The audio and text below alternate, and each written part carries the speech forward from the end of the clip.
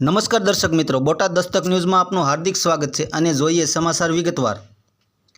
આજરોજ ગારિયાધાર મામલતદારશ્રીને આવેદનપત્ર પાઠવતા ગારિયાધાર સમગ્ર અનુસૂચિત જાતિ સમાજ તથા બહુજન સમાજ પાર્ટી દ્વારા આવેદનપત્ર પાઠવવામાં આવ્યું હતું। વિષય જૂનાગઢ અનુસૂચિત જાતિ સમાજ યુવાનને માર મારવા બાબત। જૂનાગઢ શહેરમાં ગોંડલના ભાજપના ધારાસભ્ય ગીતાબેન જાડેજાના પુત્ર જ્યોતિરાદિત્ય જાડેજા ઉર્ફે ગણેશ જાડેજા અન્ય તેમના સાગરીતો દ્વારા અનુસૂચિત જાતિ સમાજના યુવક અને ભીમસેનાના પ્રમુખ રાજુભાઈ સોલંકીના દીકરાની ગાડી સાથે અથડાવી નહીં જેવી બાબતે તેમના ઘર પાસેથી અપહરણ કરીને ગોંડલ લઈ જઈને ઢોર માર મારેલ હતો અને નગ્ન કરી માર મારીને વિડીયો બનાવીને દલિત વિષય અત્યાચાર કરેલ બાબતે ગુજરાતભરમાં ઘેરા પડઘા પડેલ છે અને દલિતોમાં આક્રોશ વાપી ગયેલ હોવા છતાં સરકાર દ્વારા આરોપીને વીઆઈપી ટ્રીટમેન્ટ આપી એટ્રોસિટી એક્ટ 1990નું ઉલ્લંઘન કરેલ હોય। આથી ગારિયાધાર તાલુકા અને શહેર અને ગ્રામ્યમાંથી અનુસૂચિત જાતિ સમાજના કાર્યકર્તાઓ, સંગઠનો અને બહુજન સમાજ પાર્ટી જેમાં ઉપસ્થિત આગેવાનો ગારિયાધાર વાલ્મીકી સમાજ પ્રમુખ જયંતિભાઈ નૈયા તથા દલિત સમાજ આગેવાન રમેશભાઈ રેવર તથા ગારિયાધાર બહુજન સમાજ પાર્ટી શહેર પ્રમુખ કિશોરભાઈ પી કંટારિયા તથા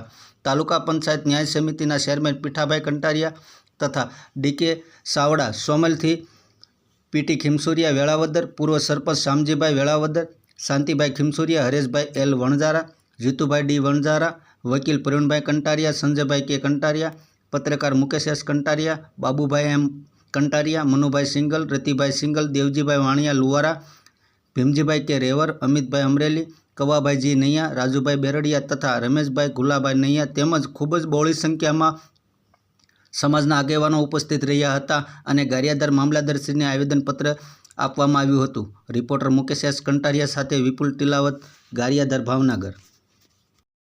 રમેશભાઈ રેવર દલિત સમાજના કાર્યકર આગેવાન છું। જી, આજરોજ કઈ બાબતે મામલતદારશ્રીને આવેદનપત્ર? અમારા રાજુભાઈ સોલંકી સમાજના અગ્રણી છે, એના દીકરાનું અપહરણ કરી ગયા હતા। જયરાજભાઈ જાડેજા ધારાસભ્ય, ગીતાબેન ચાલુ ધારાસભ્ય, એના દીકરા ગણેશે અપહરણ કર્યું હતું અને એને ઢોર માર માર્યો હતો। જૂનાગઢ આવીને અપહરણ કરીને ઘરેથી અપહરણ કરીને લઈ ગયા, ઢોર માર મારી અને પાછા એને જૂનાગઢ મૂક્યા હતા। તો આજ એ વિશે તમારે શું માંગ છે? આજે મામલતદારના વહેલી તકે એનો કેસ હાલી જાય, જામીન લે। સરકાર તો એને જામીન આપી દેશે, કારણ કે એની મા બાપ બે સરકારમાં છે, સરકારના બધા હાથ એની ઉપર છે, એટલે વહેલી તકે એને જામીન મળી જ જવાના છે। પણ જામીન ન મળે એવી અમારી માંગ છે અને વહેલી તકે ફાસ્ટ કોર્ટમાં એને કોર્ટમાં કેસ હાલી જાય અને 6 મહિનામાં એની સજા આપી દે, આજીવન સજા અપાય એવી અમારી દલિત સમાજની માંગ છે। નામ કિશોરભાઈ કંટારિયા, ગારિયાધાર બહુજન સમાજ પાર્ટી તાલુકા પ્રમુખ। જી, આજરોજ ગારિયાધાર મામલતદારશ્રીને આવેદનપત્ર આપવાના કયા હેતુથી આવ્યા હતા તેમ?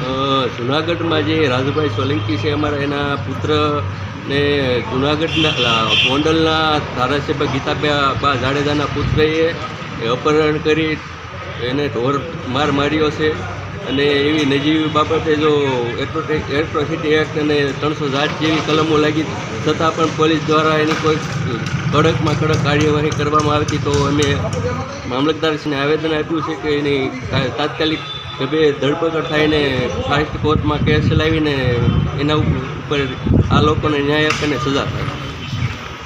આજ કઈ બાબતે મામલતદારશ્રીને આવેદનપત્ર આપવામાં આવ્યું હતું? આજે ગોંડલ જયરાજસિંહના દીકરા ગણેશ જાડેજા, હવે એણે અમારા દલિત સમાજના, જૂનાગઢની અંદર દલિત સમાજના છોકરાઓ ઉપર અત્યાચાર કર્યો, બેફામ રીતે માર્યો છે।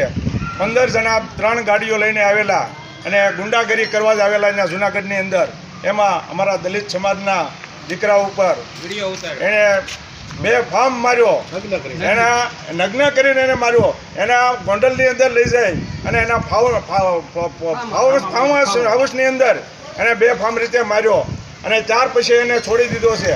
તો આ જયરાજસિંહ જાડેજાના દીકરો ગણેશ જાડેજા એને ઉપર કાયદેસરની કાર્યવાહી થઈ, કારણ કે એની ઉપર એટ્રોસિટી એક્ટ મુજબના ગુના દાખલ થયા છે, એની ધરપકડ થઈ ગઈ છે, પણ એને કોઈ પણ જાતના જામીન ન મળવા જોઈએ, કારણ કે એને જામીન મળશે તો હજી જેલની બહાર આવીને અમારા દલિતો ઉપર અત્યાચાર કરશે। એની પાસે ગુંડાની કોઈ માપ વગરના ગુંડા છે, એની પાસે ગમે ત્યારે અમારા સમાજ ઉપર ગમે ત્યારે હુમલા કરી શકે એમ છે।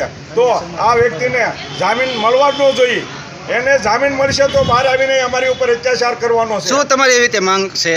અમારી માંગ એ જ છે કે આને જામીન ન મળવા જોઈએ, અને જો જામીન આને આપશે તો હજી બહાર આવીને અમારી ઉપર હુમલા કરશે. કારણ કે જયરાજસિંહે એના માણસને ફૂલ દારૂ પાઈને થોડાક દિવસ પહેલાં જાહેરમાં એણે મોબાઈલ ઉપર અમારી મા બેન સામે અમને ખુલ્લે આમ ગાળું બોલ્યા છે. એ વ્યક્તિ અત્યારે ફરાર છે, એની ધરપકડ થવી જોઈએ, અને ત્યાં સુધી એને પણ જામીન ન મળવા જોઈએ. આ અમારી માંગ છે. નકર પછી અમારે હજી આમાંની અંદર ઉગ્ર આંદોલન કરવું પડે, અને દરેક તાલુકા કે દરેક જિલ્લા મામલતદાર કચેરી કે કલેક્ટર કચેરીને અમારા દલિત સમાજ બધી જગ્યાએ આયોજનપત્ર આપે અને આની ઉપર મોટામાં મોટી કાર્યવાહી થવી જોઈએ, અને કોઈ વાતને આને છોડવામાં ન આવે, એ અમારી માંગ છે. જય ભીમ.